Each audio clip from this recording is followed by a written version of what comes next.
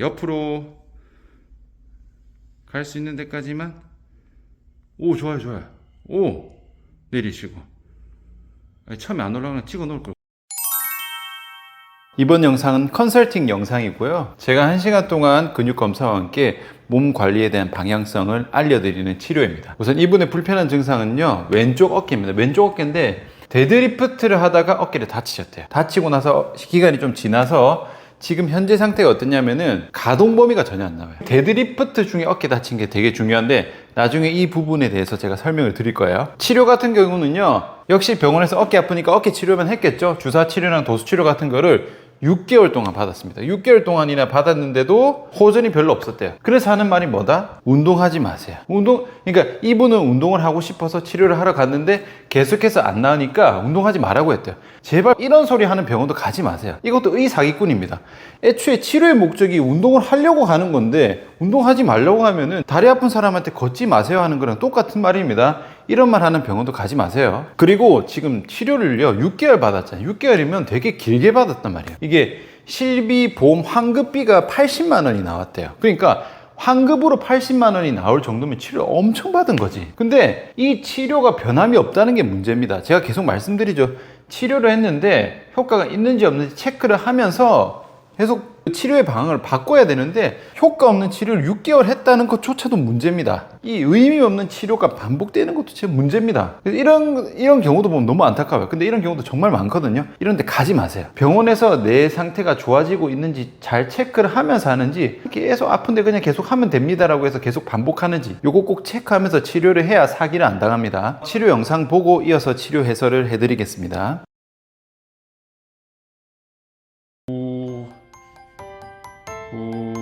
꾹 눌려서.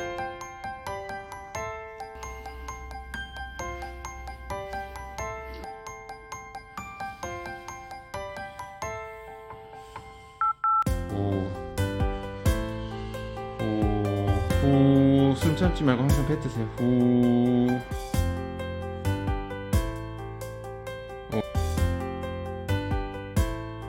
괜찮네. 밀고 미는 느낌 유지하면서 뽑아야 돼. 날개 뽑힌 느낌.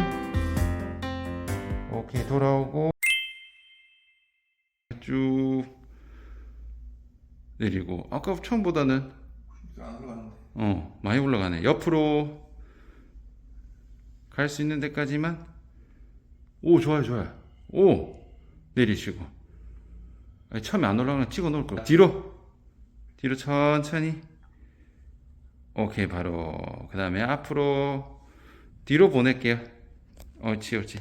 갈 수 있는 데까지만. 요게 제일 안 갔죠. 쭉. 오, 좋아요. 요것도 많이 간다. 그래도 제일 안 되는 게 회전이죠. 한번 해볼게요. 뒤로 쭉. 오, 좋아요. 바로 내리고.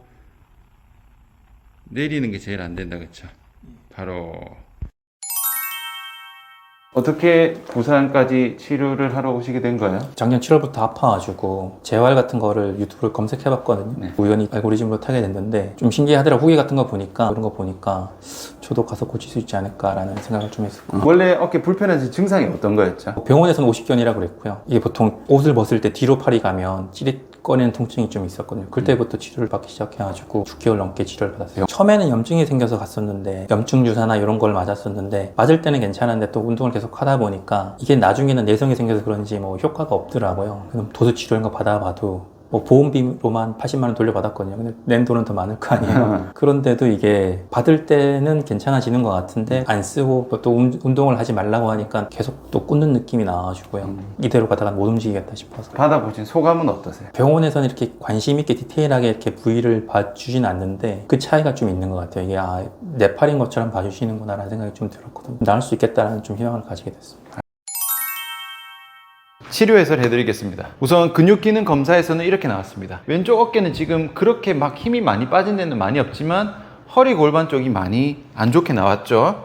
그리고 근육 긴장 검사에서는요, 왼쪽 이 어깨 주변은 거의 다 굳어 있어요. 그래서 이런 상태에서, 자 보세요. 처음에 뭐였어요? 데드리프트 하다가 어깨가 다쳤다고 했는데, 지금 보시면요, 어깨가 안 좋긴 하지만 데드리프트가 어디 운동입니까? 후면이죠. 후면에 대한 운동인데 뒤가 다 풀려 있잖아요. 그러니까 데드리프트 동작도 지금 제대로 소화를 할 수가 없는 상태입니다. 그러니까 데드리프트 자세가 잘 안 나오니까 거기서 어깨까지 다치는 겁니다. 그러니까 어깨 운동하다가 어깨 다친 게 아니라 데드리프트 하다 어깨를 다칠 수밖에 없는 이유가 이걸 보면 알 수 있는 거예요. 재활치료 순서는요, 꺼져 있는 근육 찾아서 깨워주고 굳어 있는 근육 찾아서 풀어주고 그 다음에 움직임 만들어준 다음에 힘을 쓸 수 있는 단계까지 가는 거죠. 우선 꺼져 있는 근육, 지금 오른쪽 장요근이 뿌리 근육으로 나왔죠. 이 부분 이제 깨우는 방법 알려드렸고요. 그 다음에 굳어있는 부분 엄청 많았어요. 어깨는 거의 다 굳어 있었습니다. 그래서 어깨뿐만 아니라 전반적으로 풀어야 되는 위치 찾아서 셀프로 푸는 방법 알려드렸고요. 그 다음에 움직이기. 지금 어깨 같은 경우는요, 힘을 못 써요. 왜냐? 가동 범위가 거의 안 나왔습니다. 전에 안 움직이는 그 영상 자체가 오류가 나서 올리진 못했는데 움직임 자체가 거의 안 나왔어요. 이런 상태는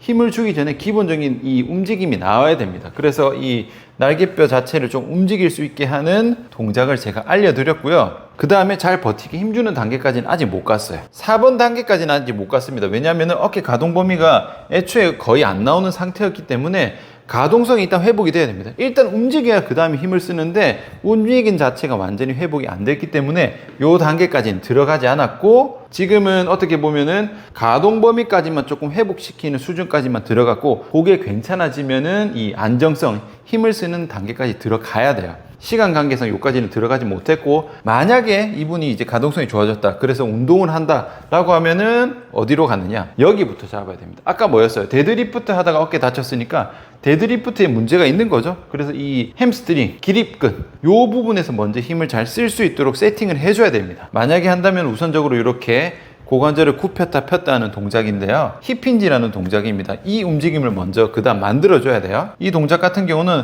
척추를 일단은 바르게 정렬된 상태에서 고관절을 접었다 폈다 하는 동작이 잘 나오도록 고관절을 잘 쓰게 만드는 동작이죠.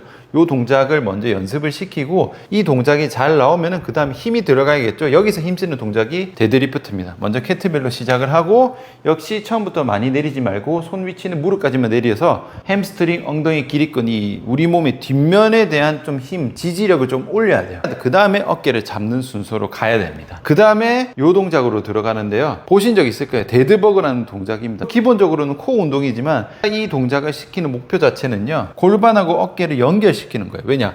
데드리프트 골반 쓰는 동작에서 어깨가 다쳤다는 말은 골반도 제대로 못 쓰고 어깨도 제대로 못 쓰기 때문에 이 두 개에 대한 힘의 연결이 잘 안 되는 경우가 많아요. 그래서 그런 의미로 이 동작을 시키고요.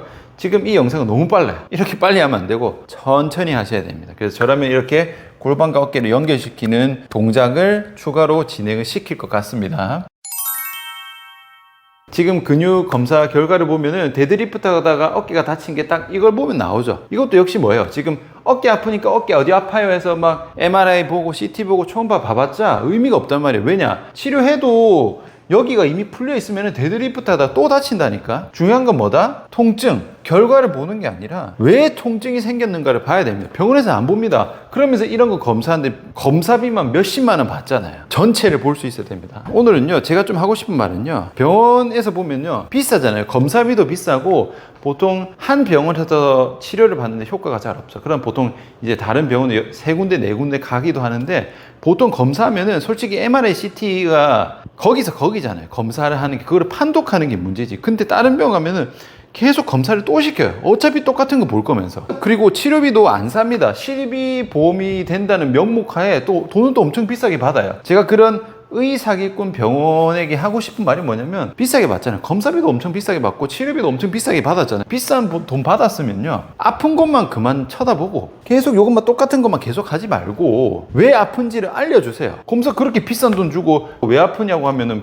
할 말 없고 그냥 퇴행성이라 하고, 그리고 모르면 모른다고 하세요. 제가 제일 답답한 것 중에 하나는 근육 검사를 안 해도 내가 통증이 있으면 이상이 있는 거잖아요. 근데 꼭 병원에서 CT, MRI 몇십만 원 검사시켜놓고 이상 없다고 말을 하는 거 보면 답답합니다. 그 비싼 돈 주고 누가 봐도 아픈데 그러면 모르는 거지. MRI 검사로는 나오지 않습니다. 요걸로는 원인을 잘 모르겠습니다 라고 해야지, 꼭 거기서 꼬투리 잡아가지고 주사 놓게 만들고 시술하게 만들고 수술하게 만드는 병원이 너무 많단 말이에요. 제가 당장은 아니더라도 적어도 이렇게 알리는 거는 5년, 10년 정도 해서 제가 의사기꾼 병원을 좀 사라지게 하는 게 목표입니다. 그래서 정말 잘 하시는 분들이 남아서 꼭 저한테 오지 않더라도 잘하는 분들이 많기 때문에 이런 사기꾼들이 돈을 많이 벌면 안 된다고 생각을 하거든요. 그래서 그거는 여러분들이 알아서 골라서 안 가야 됩니다. 그래서 그런 부분은 제가 계속해서 알려드릴 테니까 주변에 이런 의사기꾼들이 빨리 사라졌으면 좋겠습니다. 이번 영상은 여기까지입니다. 수고하셨습니다.